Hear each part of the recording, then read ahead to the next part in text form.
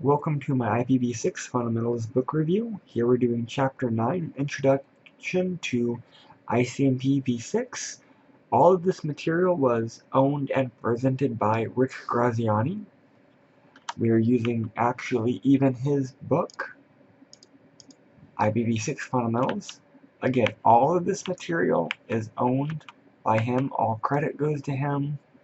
Here is his book and IPv6 Fundamentals videos. Again, all of this was his material. Alright, so let's go ahead and jump right in. Let's talk about ICMPv6 messages. So when you send a ICMP, an Internet Controlled Message Protocol, basically it's an echo request. ICMP uses the main protocol of TCP/IP suite. It's used to send messages between devices. If we're looking at a debug for IP packet details, we can actually see the different types and modes that it's sending. Type 3, Type 8, an echo request, a local router return. So there are some different avenues when we talk about ICMP, and we're going to get into the nitty-gritty of the flags here in a little bit. So ICMP v6 is defined in RFC 443.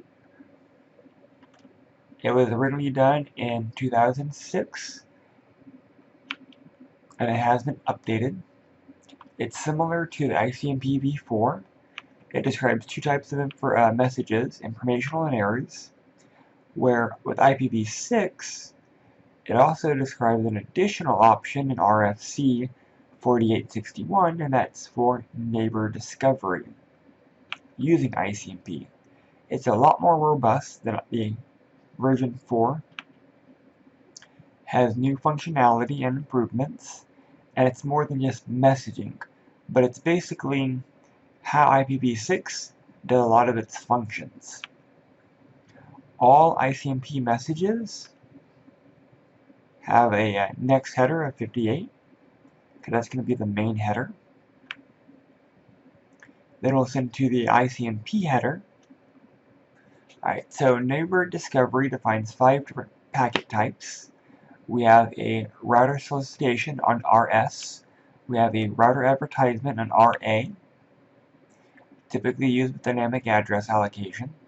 We have a neighbor solicitation message and a neighbor advertisement message between devices, used with address resolution, IPv4 ARP. We have a redirect message, similar to the ICMPv6 redirect messages, and it's pretty much the router to the device type messaging. It also has a few error messages. Destination unreachable, too large, time exceeded, parameter problems. So these are similar to IPv4. We also have a few more informational messages. Echo request and echo reply. Again, similar to IPv4. So part of that informational message is used for multicast listener discovery as outlined in RFC 2710. It's a multicast listener that does query, reports, and a done. Again, similar to the ICMP, also known as the Internet Group Message Protocol, that we looked at in Lesson 6. Also, that informational message, as used by the neighbor discovery, RS, RA, NA, NS, router messages. These are all new message types, except for the redirect message. So we're going to talk about these a little bit. We've talked about several of these throughout the different chapters, but by the end of all of this material, you should have been able to discuss all RA, RS, NS, NA, and redirect messages. So let's go ahead and look at the ICMP general message format. Again, we're going to have our header. We'll have our next header, 58. that will feed into our ICMPv6 message, and that message body should be a type, a code, checksum, and a message body. Again, the number 58 is actually hexadecimal 3A, and the general message format is very similar to what you'd expect in IPv4. Let's talk about the ICMPv6 error messages. Again, destination unreachable, and excess large size, time exceeded, parameter problems. So when we're looking at the code, we have some options. So when a packet cannot be delivered to the destination for whatever reason, for reasons other than congestion, you will get this type of message. This will be basically invoked when the ICP packet exceeds the minimum MTU size. Basically, if the MTU size is set to 9,000 and your packet is 9001, it doesn't work. Or a router/firewall layer 3 device generates these messages typically. It's a type 1. The code value will vary as we are given more details.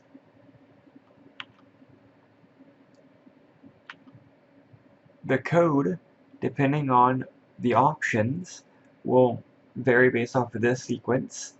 No route to destination.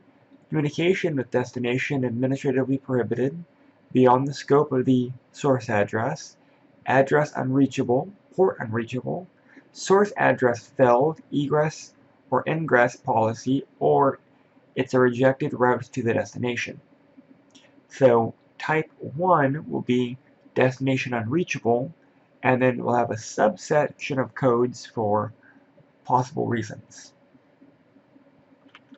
Type 2 will be packet too large. So IPv6 router fragments a packet when the MTU is too large, but with IPv6 it doesn't. The destination device is responsible for reassembling the fragmented packets. IPv6 routers do not fragment packets unless it is the source of the packet.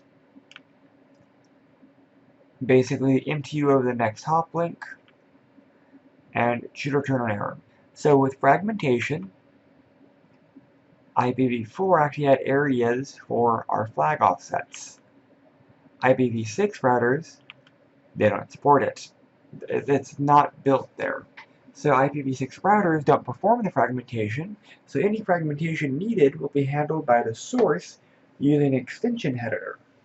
An extension header. Here is IPv6 fragmentation.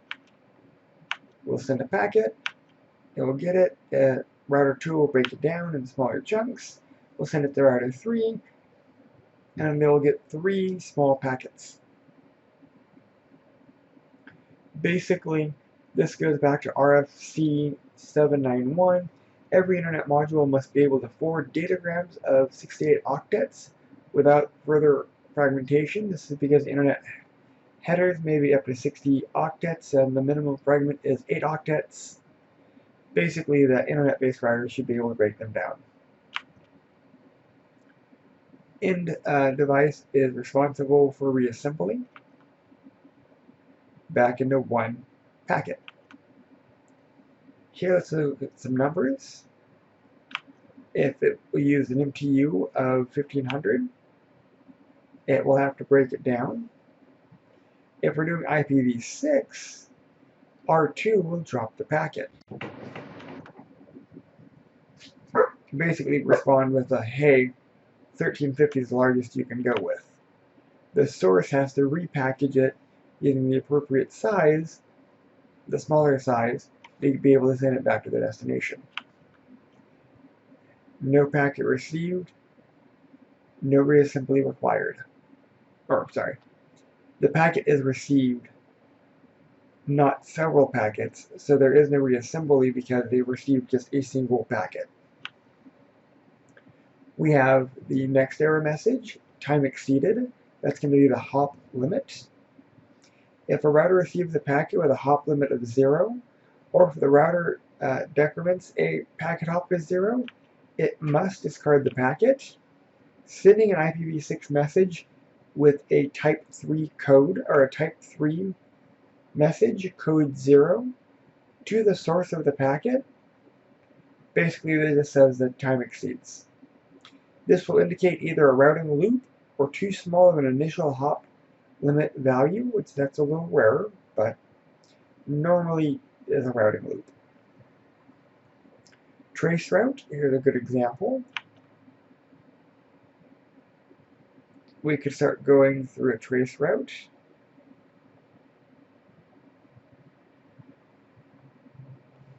Let's go back one. And you'll be able to see that time-wise everything is going where it's supposed to go, and it should be fine. The parameter problem, or a type 4 error, generated when a receiving device finds a problem with a field in the main IPv6 header, such as like the next header field or a checksum or other areas that it's finding incorrect in the main IPv6 header. If this happens, packet's just discarded, known as a type 4. There are going to be different codes. 0 is an erroneous header field. 1 is unrecognized next header type. 2 is an unrecognized IPv6 option, which it encountered. Here's an example. IPv6, the next header, the extension header, and then the next hop, then the TCP and data header. It may not like that. Alright, so moving on. 9.3, ICMPv6 informational messages, part of the echo and requests, or request and echo. Again, here we have two types, 128 and 129.